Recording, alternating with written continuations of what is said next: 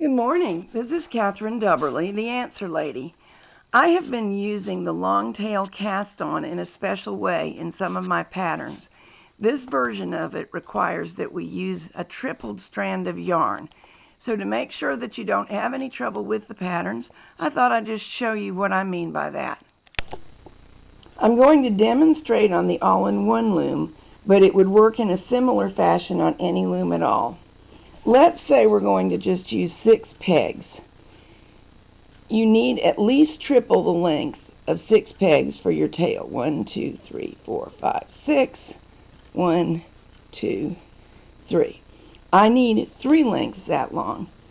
Also, I'm going to use the tail in an additional way later. So I'm going to say 3 times that length, just to be safe.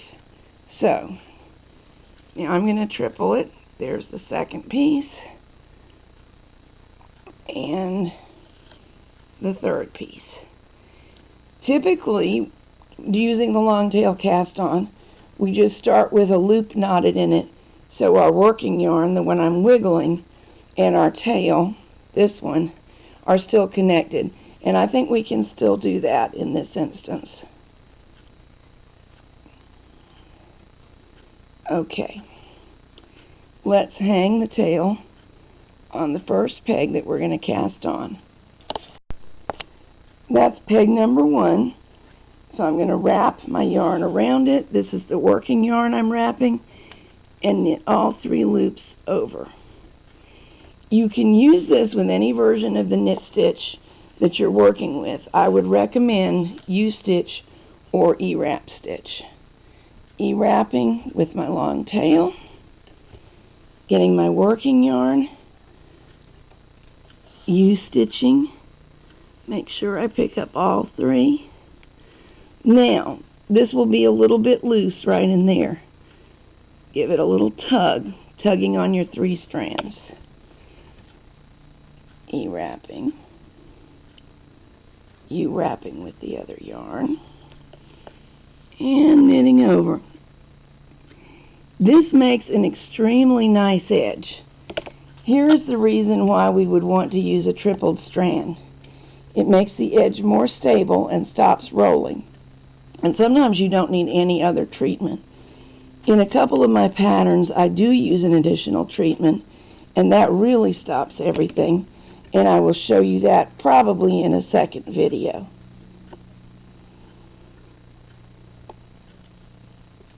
Let's turn this so you can see. All of them going over. Tighten up. 1, 2, 3, 4, 5. Only 1 to go. Remember, when you E-wrap, the smooth side of the E-wrap should be out. The X that it forms should be on the inside. And U-wrap with my main yarn and knit over. Now I'm just ready to knit several rows, and I'm going to do that off camera so that later on I can show you the finish that I'm going to work with these extra strands that are still hanging down. And when we worked the triple strand cast on, the long tail cast on, we did leave an extra long tail, and now we're going to use that. Here's what we're working on. This is a keyhole scarf, and here's the edge. We've already worked this part of the edge, the tripled long tail cast on. Now let's work the chain stitch. Insert the hook right near where the tripled strand is and just above the triple stranded cast on. Catch a loop of the tripled strand and bring it to the front of the fabric. I'm going to skip the next stitch and go down right above the cast on in between the next stitch and the one following. Grab a loop, bring it up. The chain is beginning to form. 1, 2 stitch spaces, go down above the cast on, grab a loop, and bring it up. Honestly, this would be considerably easier using a latch tool, which is a machine knitter's tool, and I have a couple of books that tell you how to make one. But I also realize that a lot of you will have crochet hooks readily available and not latch tools, so we're going to do it this time with the crochet hook.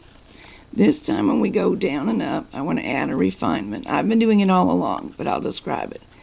I grab the 3 and bring them up, and I adjust the tension as I work on the previous stitch, checking to make sure it's the size I want, and my new stitch to make sure that my chain will continue to be a suitable size.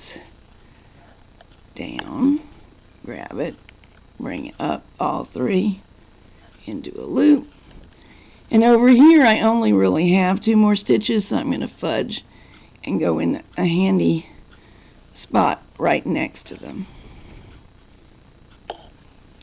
Now I can pull all the way through. This is what we were aiming for, and this is what we have. So you would trim all of these 3 to about 2 inches long and weave them in, and I've shown this on other videos. After a lot of steaming, this is what it looks like. You don't have to steam your sample hard. I just chose to steam this one hard to get a certain soft draping effect. Now let me show you a couple little differences between the 2 fabrics. The one in my hands was knitted on the all-in-one board using the E-wrap stitch, which is what I do recommend for my keyhole scarf project on the all-in-one, because it gets the gauge much more easily and it's faster to work on the all-in-one. This one was knitted on the Kiss loom using the U-stitch, a continuous wrap U-stitch, and it's the same gauge as this one because I can adjust the Kiss loom in such a way as to get that gauge, and the nature of the way the Kiss fabric is made and the loom is designed allows for that. So this is the same scarf, or this one, my hands, is the beginning or a swatch for the same scarf, but it will be a little different if made on the Kiss loom versus the all-in-one. In both cases, up here it will have a slit, which is the keyhole in which we insert one end into the other, and that's what keeps it neatly around your neck without tying a big knot. And also, if you're like me, I call myself accessory impaired, because if I wear a scarf, it goes everywhere except where I want it to, except for this style. They stay where I put them. Anyway, that pattern will be available shortly on my website, but you will need these skills in order to complete it, and I thought it would be easier to show you than for you to read it. It's written in the pattern, don't worry, but seeing always helps.